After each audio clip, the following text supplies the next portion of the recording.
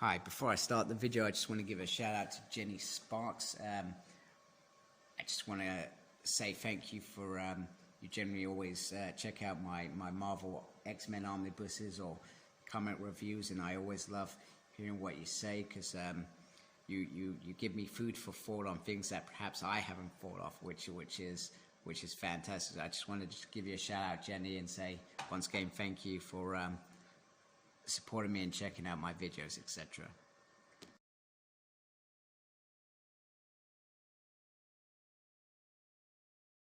Hello and welcome to a SmurDP video, and today we are looking at X-Men issue 3, and we have the trading card covers, which is the variant that I particularly wanted, and this is Marvel Girl. And on the back we've got the whole card reference like back in the day when Jim Lee used to do it. I think he only did one set. No, did he do two sets, 92 and 93?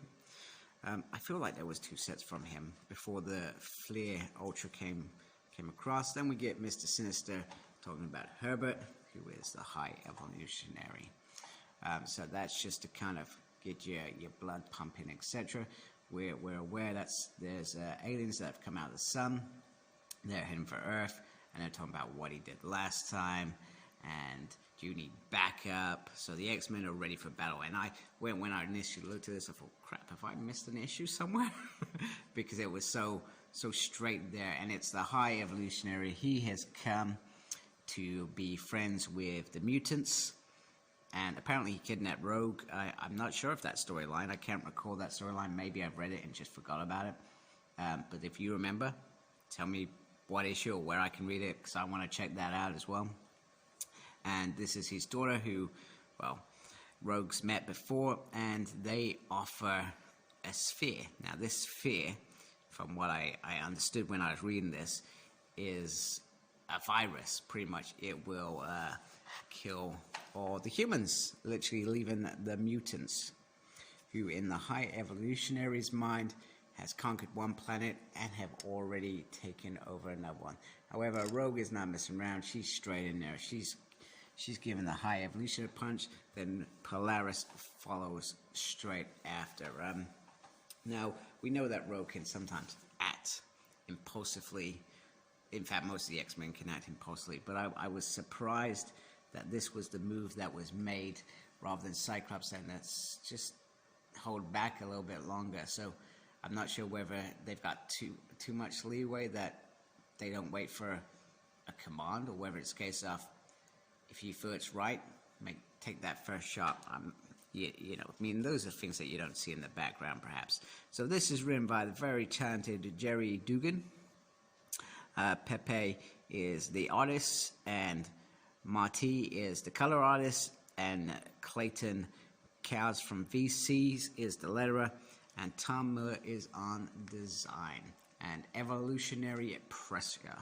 So pretty much that's it. The gift is spurned, and it's attack.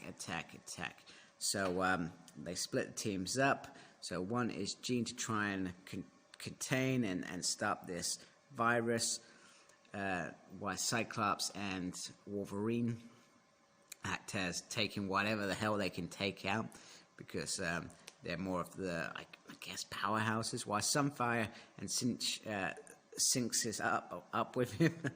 In his namesake, say if the virus is released, we can burn it out of the air. And just so you're aware, because this isn't clear as well, they are actually on planet Earth, and they are in Vietnam. And in terms of them coming out of the sun, they've come out so quickly that they've got past Mars already. So they're already aware of Mars and what they want to do.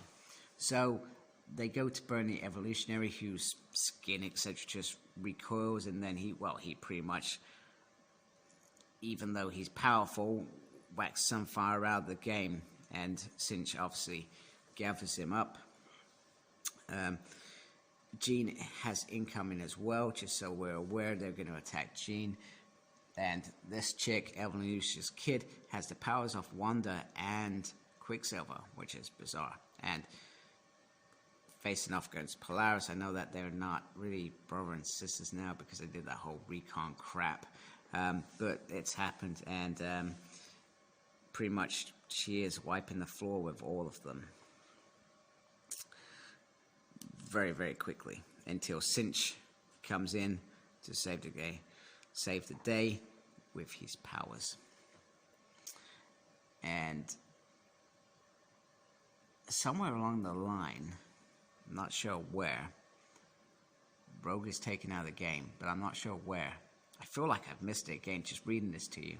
Or not reading it, but talking it through with you. So anyway, Cinch is the big boss, etc. And Evolutions tell his guards to stand down, and Cyclops makes it funny by saying, I had this guy right, you're lucky I had you right where I wanted you.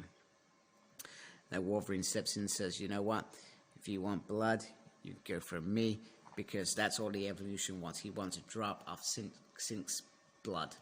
Nice and simple. And he says if it will end it, then I'll do this. Now we both know that they had a relationship in the vault that Laura doesn't remember, but this feels like a nice little moment here, and the blood is shared.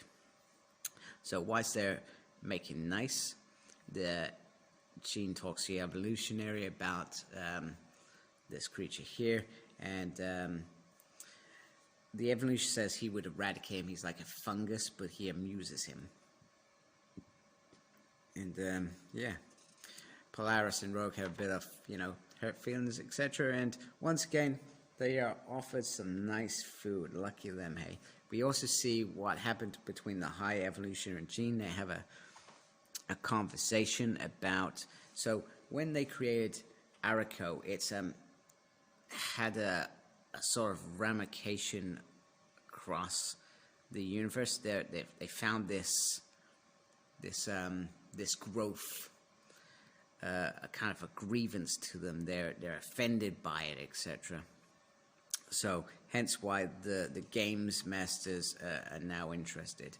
But now that they know where they are on Games World, which is a bigger application than Mojoverse, the X-Men, they're talking about the next strategy, which is to split up, and they do rock, paper, and scissors. It's very cool. And Scott's like, well, you sure you didn't peek? She's like, no, what? How dare you even ask? So Jean clearly wanted that mission, is what we're saying. That's why I'm reading behind the lines. Gyrick and this dude who, I think he was, back in issue 1, he was meant to go off to Mars, etc. And put a world there and become #1. He was all offended and stuff. But he's given the option to do it again, get on Mars, find out what the mutants are doing, but in return he wants to be on the table of Orchis. Now, I love this end scene. This end scene is brilliant between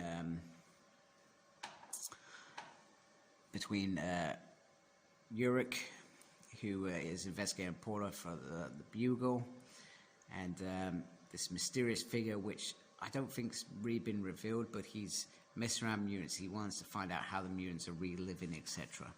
And he mentions back when the Kingpin was given a super soldier, what did you do? He said, I told the truth. And he's like, tell it again. You've already got the story, but it's bigger than you imagined. We obviously know that story, that mutants can die and be resurrected. So the horror on Uric's face says it all. So the story is about to be revealed. Whether that's the next issue or a couple of issues, I guess we'll find out. But I feel like it was a very, very solid story. I guess you could argue and say, well, the main bit's, it's kind of like a formula. So the main bit is around either Games Master or an enemy coming to Earth that they've got to tackle. And then in the background, you've got Orchis doing their thing, which is Nimrod and co trying to destroy mutants.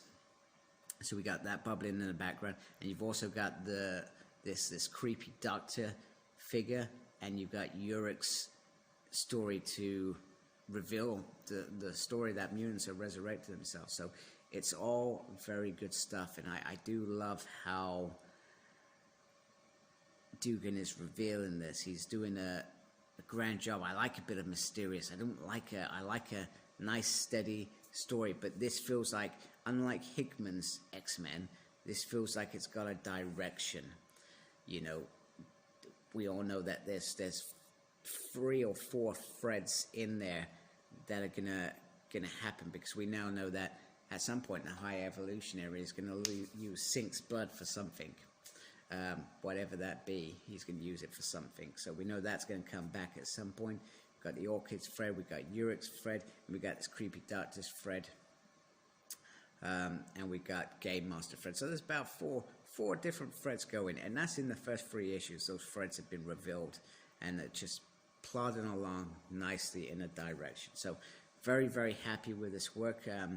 I'm enjoying this run more than I think that I enjoyed Hickman's. There was probably only a few, maybe half a dozen issues that I thought, wow, I love that issue. But with Gerry, I feel like I'm enjoying it every issue. He's just knocking out of the park. I know sometimes when I do these things, I question characterisms, you know. Sometimes I say, well, that doesn't feel like him. But, you know, sometimes I've got to say, well, actually, I want them to do different things. I don't want them to be the same all the time. Otherwise, I would have stopped reading X-Men 10 years ago. You know what I mean? So these characters are going to change. They are going to do crap things that we don't agree with, and we want that to happen, because we would be freaking bored if that didn't happen. So anyway, thank you for watching. I hope you liked my video. Please subscribe to my channel if you haven't. Thank you to those that do subscribe to my channel, and embrace the geekiness. Take care. Goodbye.